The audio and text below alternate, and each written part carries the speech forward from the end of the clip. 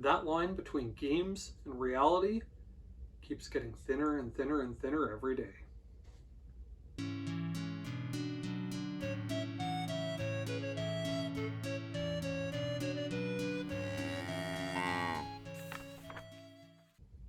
Hi everyone, I'm Jacob, I'm the CowHatLibrarian, and I've got an interesting one for you. Longtime viewers may remember that I was a big fan of the Skyborn series by Jessica Khoury, starting with Sparrow Rising.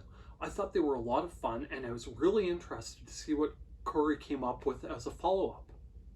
And I stumbled on it at the library a few weeks ago, the Ruby Code. And this was another solid effort by Khoury. As the story starts, Ash is a gamer. He loves games, he loves playing VR games, he has a basic headset, but he's been saving his money for a truly immersive experience at one of the city's arcades. Now, it's been a big deal for Ash to save up this money. He doesn't have a lot, and he can't ask for a lot more either. His mom is married to his stepdad, who's very well off, but never tires of reminding Ash how much Ash owes him, and how he and his mom would be on the streets without this guy, and just treating Ash horribly. And Ash can't say a word because his mom is happy and is able to live a slightly easier life than she would otherwise. So Ash does his own thing a lot. Well, one night he's finally saved enough. He's going to head for that immersive arcade and get to spend a few hours blissfully away from his normal life. And there's a man asking for some money, and he seems to be in pretty rough shape. So Ash decides to help him out, even if it means he can't play his game, and the man passes something off to him, a game coin. The code for a game that Ash could play in his VR system, one that was big a few years ago. The game is called The Glass Realm, and it's a role-playing fantasy sort of game that Ash had heard about but never actually tried.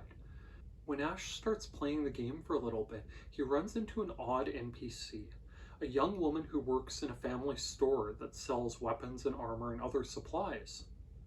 Well, the story cuts back and forth with that woman named Ruby. In that sort of game, Ruby should just be a character that responds as programmed. But when the chapter perspective switched to her, she feels like there's more that she should be doing.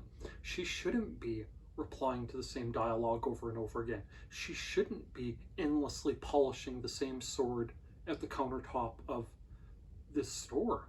Why is she here? But then a dictate from beyond compels her to follow it. Well, in the course thing, she breaks free of that, and she goes traveling with Ash in the virtual world of the Glass Realm. And in the course of things, they find out that Ruby is much more than a random NPC.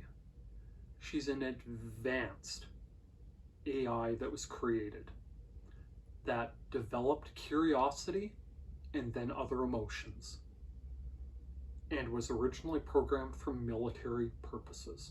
Pretty soon their actions flag what's going on, and Ash and Ruby are being tracked by the corporation that developed her for the military. And it's a race to see if they can protect Ash and free Ruby from their clutches, or if that company is going to get her and use her to control the world. This was really good. The AI comes to life thing has been told many times, including in the Super Teacher project, which I covered in a video for this channel last year. And it was done well here. Ash's situation makes it very clear why he is the person he is and why he would have gotten into this mess in the first place. The story segments that take place from Ruby's perspective are great because they start giving you hints very early on that this is weird, this is odd, why is she in this unconventional place? And going back and forth between her and Ash is a very effective way to show the two worlds, the real world and the digital world that Ruby exists in. It ended up feeling a lot like a bunch of books I like, from Omnitopia Dawn by Diane Duane, where there is an AI of sorts that was generated in the course of making this massively multiplayer online game that came to life and helped defend it.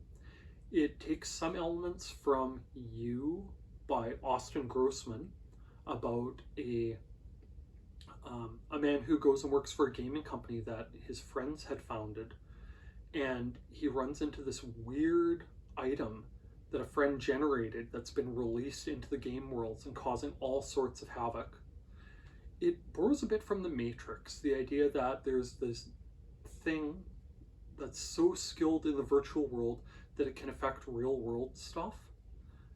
And it blends all three of those sorts of things together into one cohesive whole. Is it as groundbreaking as some of the others? No. But it was well done. Khoury did a great job writing it. It was compelling. I wanted to see what happened next. And I really, really felt for both Ash and Ruby. Their relationship was interesting. It was very, very clear that they cared about keeping the other safe. And it was well done. With that said, it wasn't perfect. There are spoilers ahead because I have to talk about the deal breaker.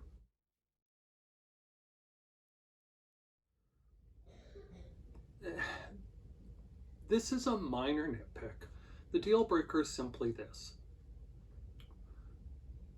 It felt like more time was spent on Ash's horrible stepdad than needed to be. Khoury did a great job establishing why Ash doesn't want to hang around with him, why he doesn't want to be at home, why he and his mom are staying there, why Ash tries to stay out of trouble with his father-in-law. She did a great job establishing all of that early on. I personally didn't need the repeated references to it later. It didn't change anything for me. It didn't feel like it amped up the stakes anymore. There was already plenty of reason for Ash to not be there and to be avoiding this guy, and for him and his mom to get out of there in the end.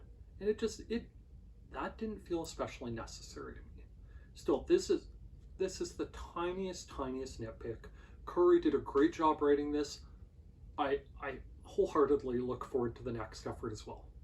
If you have anyone who's into sci-fi, into gaming, who might have liked The Matrix or You or Omnitopia Dawn or that sort of thing, or if you liked them and you think your student, library patron, child would like something in that vein but targeted at a younger crowd, give the Ruby Code a try. It's good. Borrow it from your library. While I'm on that note, if you use and appreciate the services offered by your public library, why not take just 1 minute and tell the powers that be exactly that? Tell your mayor, tell your council member, tell your MP or MLA that you use and appreciate the services offered by your public library. We're at a time where some public libraries are having trouble finding sustainable funding to continue improving the programs, materials, and services they offer. And a few good words in the right ears might make a world of difference. If by some chance you're a library staff member, don't forget, watching my videos counts as professional development time. With that, thanks for listening to me talk about the blur between the real world and the virtual. By all means, please like, please subscribe, and please check back and see what else I have to talk about from the Cow Hat Library. Thank you. Bye now.